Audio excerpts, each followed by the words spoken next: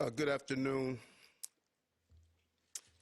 and I'm joined here today by our Chief of Detectives and the Police Commissioner and Chief of Department because we have a strong person of interest in the shooting that shook our city last week. CEO Brian Thompson of United Healthcare was the victim of a senseless act of violence. Our officers have been working around the clock.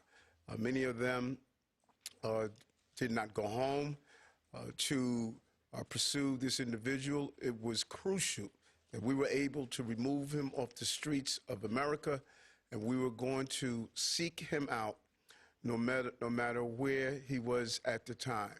And so this is a strong person of interest. The police commissioner and chief of detectives will go over where we are right now in the investigation. He matches the description of the identification we've been looking for. He's also in possession of several items that we believe will connect him to this incident. How did we do it? Good old-fashioned police work. The chief of detectives and the police commissioner made the decision to release as much of a photo that we had at the time. We sent it across the country, and someone, a McDonald's employee, did something we ask every American to do. If you see something, say something, but most importantly, do something. And they did. And because of that, we believe we have a strong person of interest to deal with this case. I want to now turn it over to the Police Commissioner of the City of New York, Commissioner Tisch.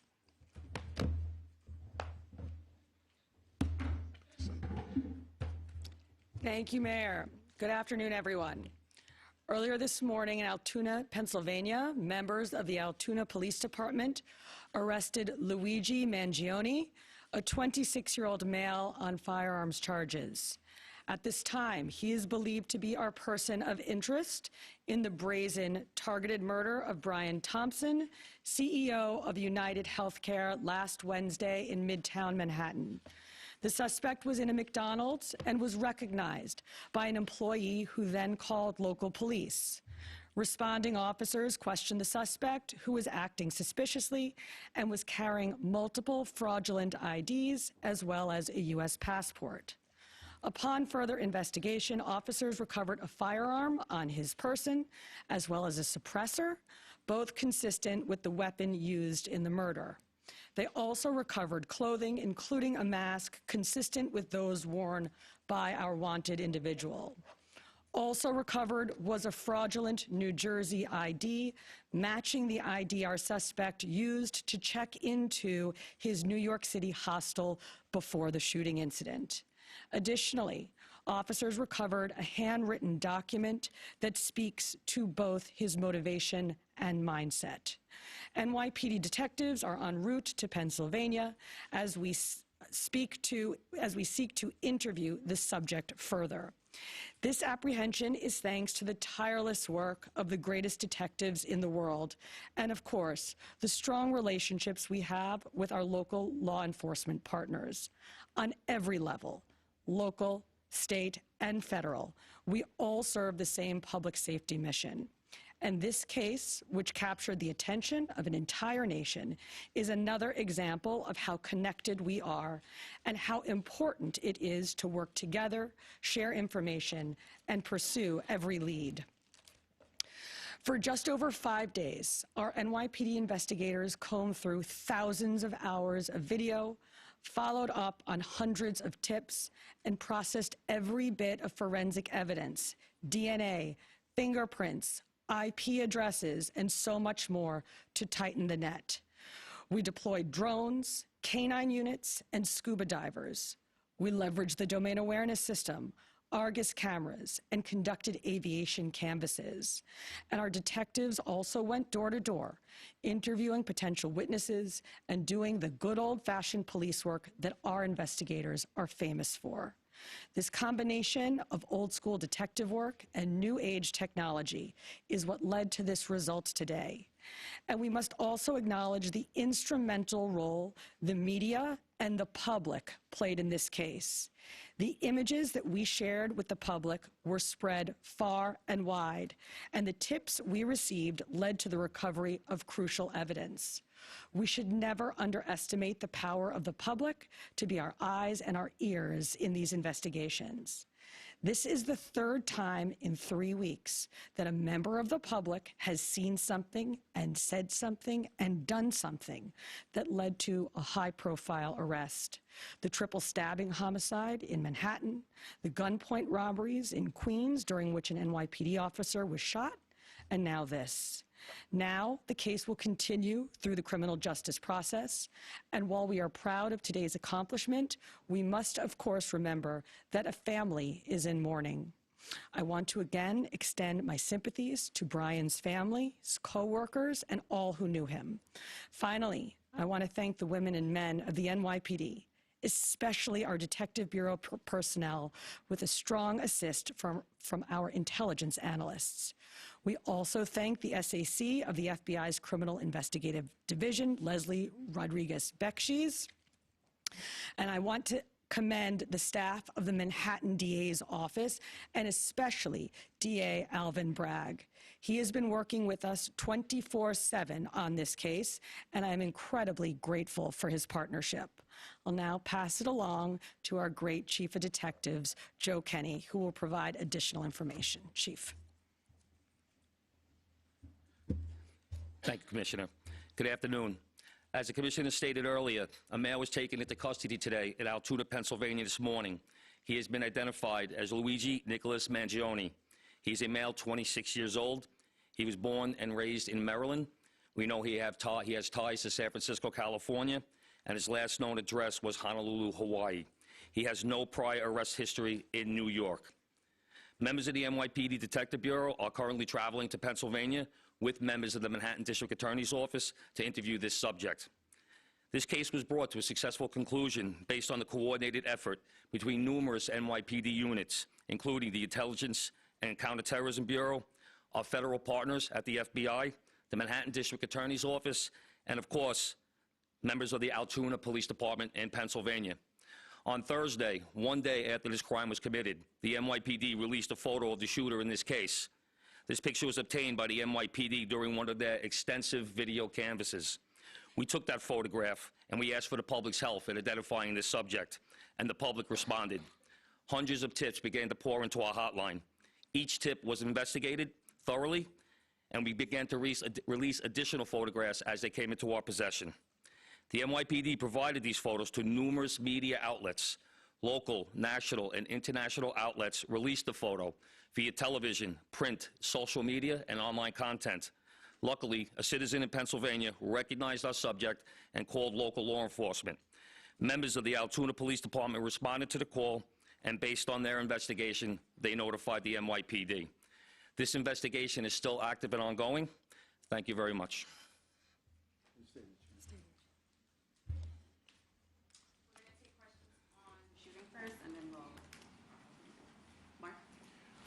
I had a couple questions about the document that he was found in possession with. Can you go a little bit more in depth about those motivations that you mentioned? Was that CEO specifically named in that document? Was there anything more about him wanting to go after others? And also in that document, was there any indication that explains us how the level of detail that he went into killing him? Like, is there anything? Like I said, that document is currently in the possession of the Altoona Police Department as part of their investigation. But just from briefly speaking with them, we don't think that there's any specific threats to other people mentioned in that document. But it does seem that he has some ill will toward corporate America. Over here, sir. MJ? Chief, was the suspect wearing a mask at the time he was spotted in the McDonald's? And also, criminal cases often have a linchpin. Can you point to a single linchpin that helped crack this case? There's numerous linchpins in this case, in the fact that we've recovered an enormous amount of forensic evidence, an enormous amount of video, and once again, with your help and the public's help. So I really couldn't put it on one thing, but If I had to, it would be the release of that photograph from the media. Dean? You said he had a passport. Do you believe he was trying to flee the country? And also, are you still looking for any evidence in Central Park in regards to the bike? We had divers in the water yesterday that came up negative results. The passport, we don't believe that he was planning on doing any traveling. At this time, we don't think he, at this point in our investigation, we don't think he was trying to flee the country. The person at the McDonald's, were they buying food? What were they doing at that exact moment? He was an employee at the McDonald's. Right. But what was the suspect doing? He was sitting there eating.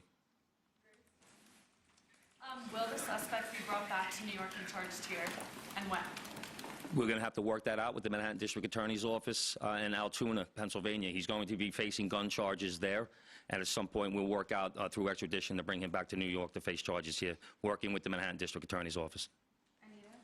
Hi, Anita from the New York Post. I was just hoping to get more details on the capture itself. Did he put up a fight? Did he say anything to cops? And we've also reported that he published online anti-health care industry rantings. Can you share with us some of the services that he posted on? We're still working through his social media. We're going to do a complete scrub of that. Preliminarily, like I said, he seems that he had some ill will toward corporate America, but that will all come out as part of our investigation. We're not done here. We're still going to be putting this together. We're still going to be working very hard to bring this to a successful conclusion. And the capture itself, did he put up a fight? Did he say anything to police? I don't have that information. Oh, sorry. Can you elaborate on how he got there, the path he took from Port Authority and on the George Washington Bridge to Altoona, PA? Same thing. This just happened this morning. We'll be working, backtracking his steps from New York to Altoona, Pennsylvania. I was going to ask if you knew anything, if he took a bus to Philadelphia first and then somehow got to Altoona. But We're still working on that. We're still working through that. Britain, is there any indication that anybody else was helping him from the inside, you know, as far as tracking the CEO's movements? Once again, we're still working this investigation very hard. It's not at its conclusion yet. That could come out during our investigation, but as of right now, we have no indication that that took place. Chief, did he have any weapons or anything like that with him when he was arrested? He was in possession of a ghost gun that had the capability of firing a 9mm round and a suppressor. Can you get into a little bit about the technical aspects of the investigation? I know you deployed an unprecedented amount of technology. You also activated the Sentry program through Intel. Can you talk about how that is going to play into actually building the case as far as cell phone and all of the other technical aspects of what you've done? In this case, it really came down to technology was the use of drones in Central Park, and really comes down to the video canvas that we did.